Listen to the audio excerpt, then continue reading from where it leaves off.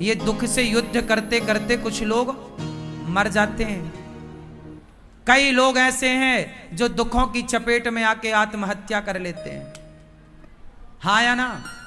जरा दुख आया, जरा व्यापार में नुकसान हुआ, जरा घाटा हुआ, कई लोग आत्महत्या कर लेते हैं। बोलो हाँ।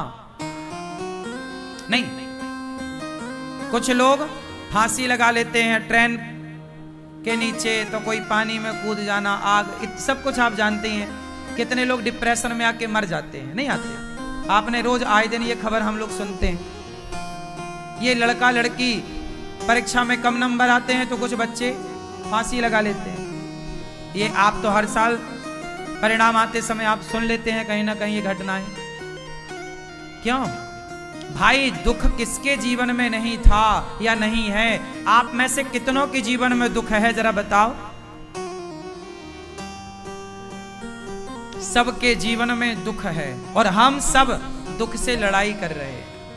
अब बात इतनी है कि या तो हम जीत जाएं या तो हम हार जाएं। जिसके पास कृष्ण जैसा मार्गदर्शक होगा वो कभी हार नहीं सकता। यदि जीवन की लड़ाई में आपको जीतना है तो कृष्ण का मार्गदर्शन गीता वो ले लो। कथा सुनो। आज का यूथ कमजोर है। आज का नौजवान लड़का लड़कियां बोलो कमजोर हैं। बाहर से दिख तो रहे हैं, भीतर से बहुत कमजोर हैं। इतने कमजोर हैं कि जरा नंबर कम आने पर लड़का लड़कियां मर जाते हैं, आत्महत्या कर लेते हैं। किसी लड़के ने छोड़ दिया तो कुछ लड़के उसके प्रेम में मर जाते हैं कि हम जी तेरे से प्यार करते थे, अब तो हम लैला मजनू बनेंगे, मर गए। कमजोर हैं ये लोग। इनके जीवन में जरा दुख आया तो ये हार गए। आत्महत्या करने वाला क्यों आत्महत्या करता है? उत्तर दो जोर से मेरी मां। क्यों आत्महत्या करने वाला क्यों आत्महत्या करता है? बताओ बेटा, क्यों? क्यों? क्योंकि वो कमजोर है। क्योंकि वो जोर से। आप अपने बच्चों को मजबूत बनाओ। अपने बच्चों को ये भी पढ़ाओ कि बेटा दुख आए तो हिम्मत नहीं हारना, डट के सामना करना। आओ संकट आओ, मुसीबत आओ, हम लड़ेंगे। भागेंगे क्यों? आत्महत्या क्यों करें? लड़ेंगे क्यों जी? बात क्या कहते हो? क्या समझ में आया? सुदामा तो इतने दुखी थे बेचारे, 4-4 दिन चूल्हा नहीं जलता था, बच्चे भूख से तड़पते थे। लेकिन सुदामा ने तो हालातों से लड़ना सीखा ना। और आप लोगों पर जरा संकट आता है, आप तय हो जाते हो, डिप्रेशन में चले जाते हो, डिप्रेशन की दवाइयां खाने लग जाते हो। थोड़ा तो मजबूत बनो ना मेरी माँ, थोड़ा तो मजबूत बनाओ लड़कों को, अपने स्वामी को, अपने पति को, पत्नी को, बच्चों को, सबको। ये बात सही है या गलत है कि आज का इंसान कमजोर है? दुखों से ज्यादा देर 2-2 हाथ होए ना तो टिक नहीं पाता। क्यों? ये बात सही है।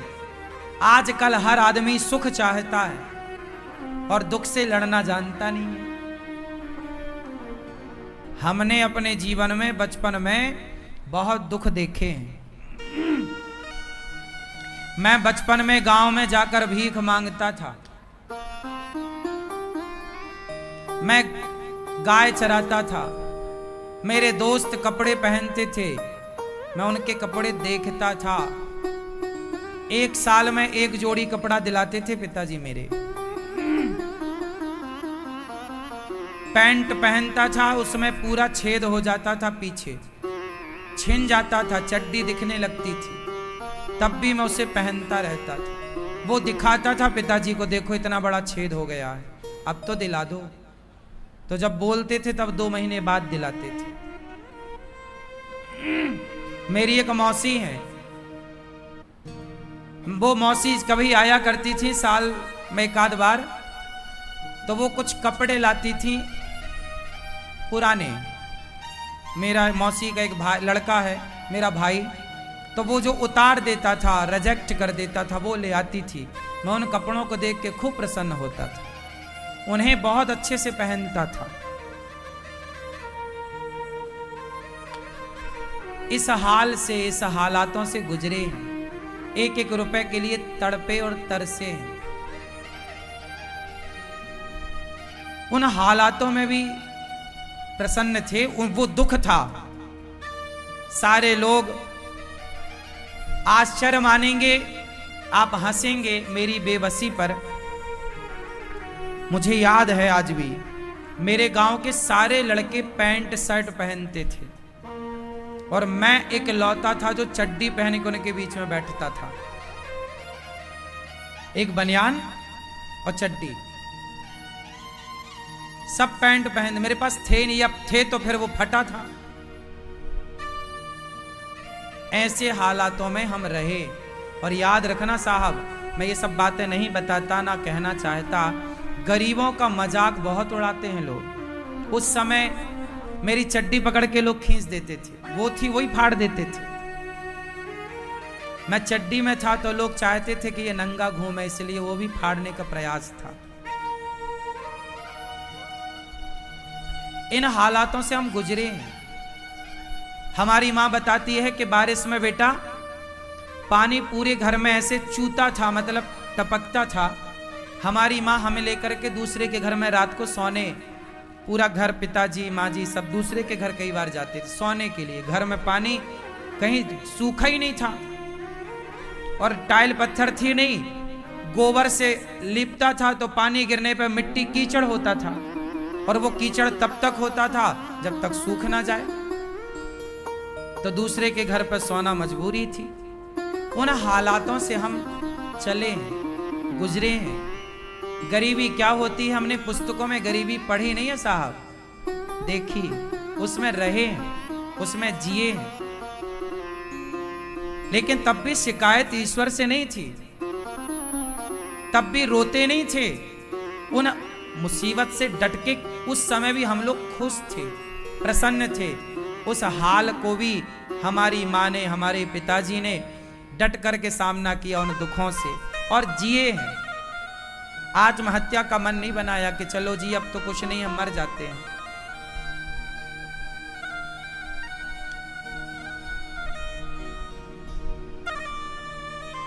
इस तरह हाल था। मैं आपको एक वाक्य आज पहली बार आपको बताऊं। मैं बहुत छोटा था। हमारे गांव में जब कोई मरता था ना, तो उसको जलाने के लिए लकड़ियां गांव भर के लोग चंदा करके जुटाते थे। ये परंपरा रही है पहले कि जब कोई मर जाता था तो सब लोग ना अपने घर के बाहर दो दो लकड़ी मोटी मोटी रख दिया करते थे, तो वो ले जाया करते थे और चिता पे फिर उसको जलाते थे। मतलब इस तरह आलम था कि जब कोई मरता था तो उसको जलाने के लिए लकड़ियों का भी चंदा होता था, मतलब सबसे मांगी जाती थी। एक बार की बात है, मैं गाय चरा के लौटा था, शाम को 5 बज रहे होंगे, 6 बज रहे हो। मैं बहुत पुरानी बात है ये, जब मैं बहुत छोटा था। ये तब की बातें हैं जब मेरी आयु 13-14 साल की थी। एक दिन मेरी माँ ने अचानक मेरे से एक बात कह दी। एक दिन मेरी माँ ने कहा, मैं आया था गैया लेके, गैयों के पास खड़ा था, बांध रहा था उन्हें, तभी कोई गांव में मरा होगा तो लोग लकड़ियां देते हैं। तो मेरी माँ ने मेरे से बोला कि बेटा मैं मर जाऊं तो तुम गांव भर से लकड़ियां इकट्ठी मत करना। ये मेरी माँ ने बोला। मतलब मेरी माँ को इस बात का डर था कि हम लोग इतने गरीब हैं कि हम लोगों के पास तो मर जाएं तो लकड़ी भी नहीं है जलाने के लिए, चिता जलाने के लिए। इस तरह की गरीबी से गुजरा हूं मैं। मेरी माँ ने ये बात कहा तो मैं माँ की ओर देख के मुस्कुरा दिया था, मैंने कोई जवाब नहीं दिया था। तब क्या कहता मैं तो खुद भी बच्चा था। लेकिन हर माँ बाप के एक सपने होते हैं।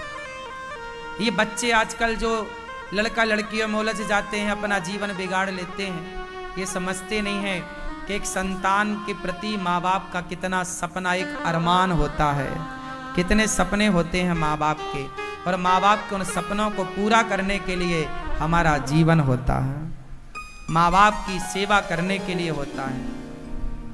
तो मैं आपको ये बातें सिर्फ इसलिए बता रहा था कि आप लोग शायद इस दुख से ना गुजरे हों।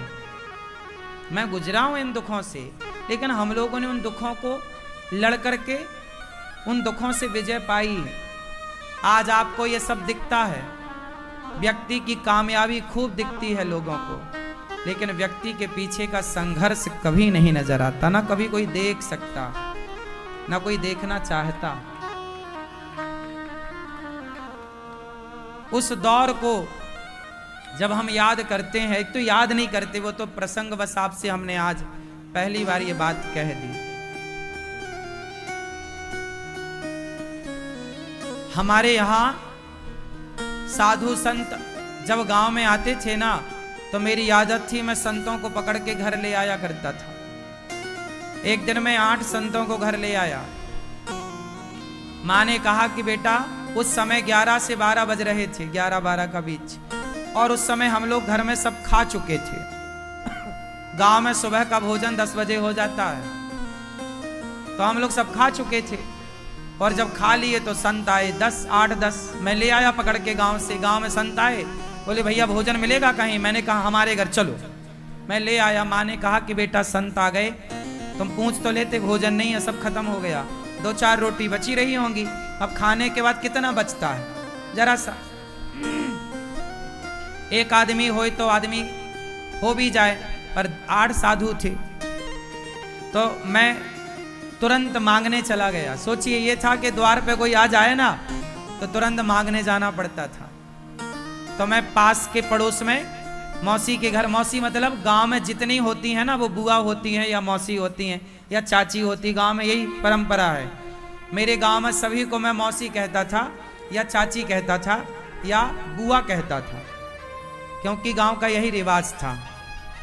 तो मैं मौसी के घर, सामने घर था घर के, तो मैं मौसी के घर आटा मांगने गया। मौसी जरा आटा दे दो। गांव में यही होता है, आपके घर में नहीं है तो आप आटा मांग लाते, जब आपके घर होता है तो आप वापस कर देते हैं।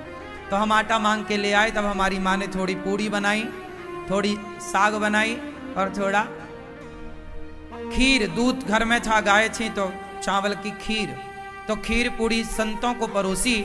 और जब संत भोजन कर रहे थे ना, तो मेरे मन में एक सपना चल रहा था कि मैं बड़ा होऊंगा तो कभी ऐसी सेवा करूंगा कि कोई भी संत आए अन्न क्षेत्र लगाऊंगा, ताकि कोई भी आओ सबको पेट भर भोजन मिले। ये तब की बात जब मैं 14 साल का था,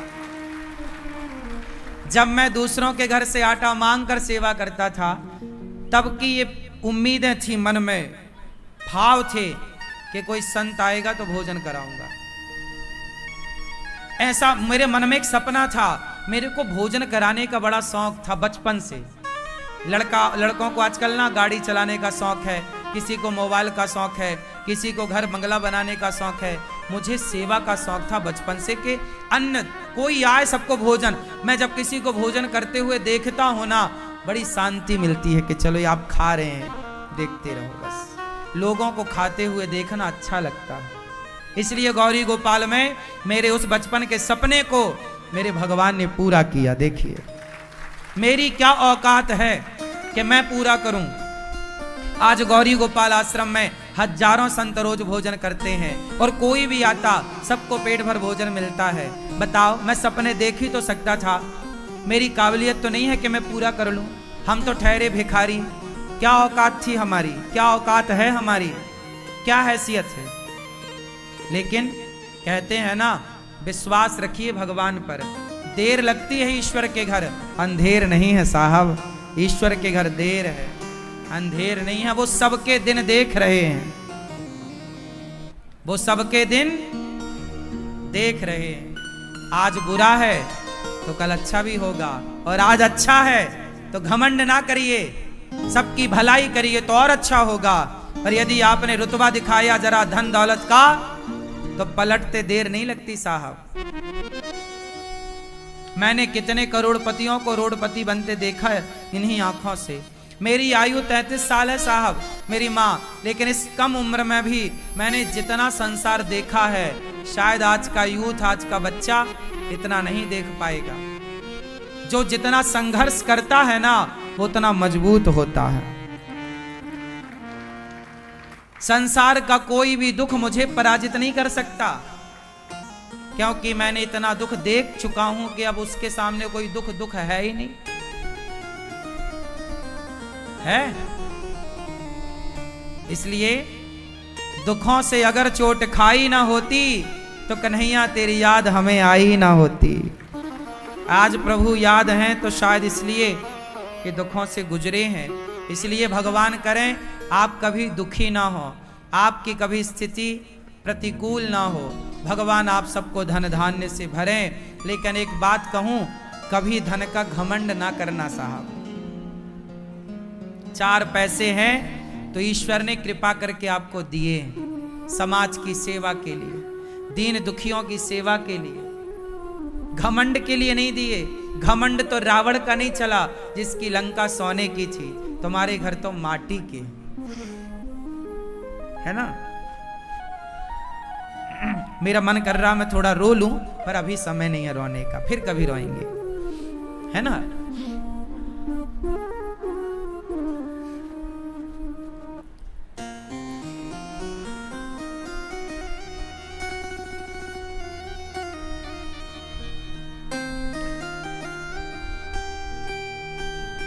जीवन को, अपने बच्चों को, बस मैं आपको अपनी ये कथा इसलिए बताता हूं, ये व्यथा, ताकि आप हारे ना, हर परिस्थिति से लड़ें, इतने मजबूत बने कोई माई का लाल आपका बाल भी बांका ना कर सके, इतने मजबूत बने। सुखों से तो सब गुजरते हैं, क्या बात है, लेकिन दुखों से गुजरकर भी आप ईश्वर का धन्यवाद देते रहें। उस दुख में भी ईश्वर को ना छोड़ें। सुख में भगवान को सब याद करते हैं, लेकिन आप दुख से गुजरकर भी आप ईश्वर को याद किए रहें, भगवान की शरण में रहें, भगवान के प्रति समर्पित रहें। ये बड़ी बात है। कभी घमंड ना करना भैया, बहुत जिम्मेदारी से मैं ये बात कह रहा हूं आपको।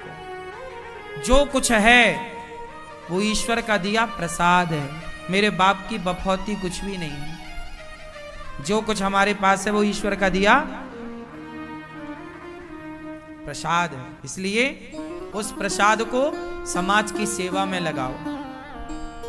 भला करने से आपका भला होगा। पैसा कमाना, मैं बहुत पैसा कमा लूं, क्या करूंगा पैसे? मैं खुद सोचता हूं मैं करूंगा क्या पैसे का। मैं पैसा उतना ही आप लोगों से मांगता हूं जितने की जरूरत है। गौरी गोपाल आश्रम में वृद्ध माताएं रहती हैं, 285 माएं हैं। इन माओं की सेवा मैं क्यों करता हूं? मैं पांव क्यों दबाता हूं माओं के? आज तक किसी आपको आपने सुना कि कोई वृद्धाश्रम खोल के उन माओं के पांव दबा रहा हो?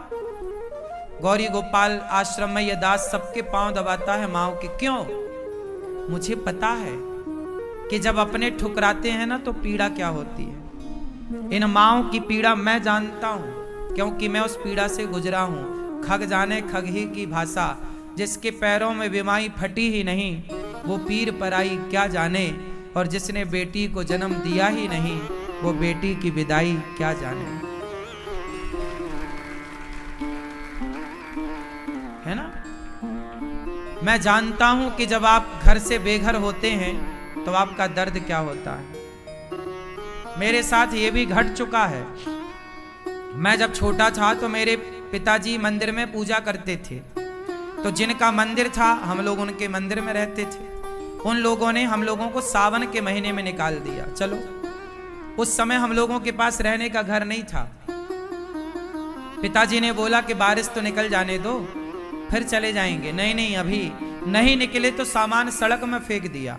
कैमरा नहीं था उस टाइम पर, लेकिन आंखों ने वो सब कैप्चर कर रखा है, सब कुछ। कुछ कुछ याद है कि कैसे वो सामान फेंक रहे थे, कैसे सामान बाहर पड़ा था। हम लोग निकल गए, बेघर हो गए। कुछ दिन किसी के घर रहे, किसी और मंदिर में सेवा की। फिर 20,000 रुपए का घर बनाया था पिताजी ने।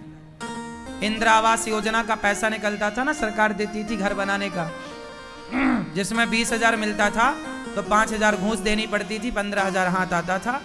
उसमें फिर पिताजी ने एक घर बनाया छोटा। अब 15,000 का घर कैसा, वो उस घर में हम लोग ईंट ही ईंट, प्लास्टर नहीं था उसमें, माटी की चिनाई थी, सीमेंट की चिनाई नहीं, माटी की, और कोई प्लास्टर नहीं था, छपाई नहीं थी। उसमें रहे वर्षों तक। फिर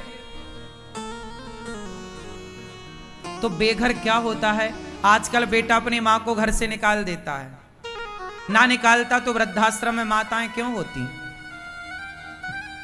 वो बेघर माओ का दर्द शायद आप में से कोई जाने ना जाने। मैं बेघर हो चुका था बचपन में एक बार, तो मैं जानता हूं कि बेघर होने की पीड़ा क्या है। इसलिए मैं उन बेघर माओ के लिए आपसे कहता हूं कि एक घर बन रहा है वृद्ध माओ के लिए। ये गौरी गोपाल आश्रम का निर्माण हो रहा है। ये घर किसके लिए, वृद्ध माओ के लिए बन रहा है। तो उन बेघर माओ के लिए आप एक छोटा सा घर बनाने का सहयोग करिए। इसलिए बोलता हूं कि थोड़ा थोड़ा दान करिए, सहयोग करिए, क्योंकि आप सबके दान से गौरी गोपाल आश्रम में 285 माओ की सेवा होती है। उनका रहना खाना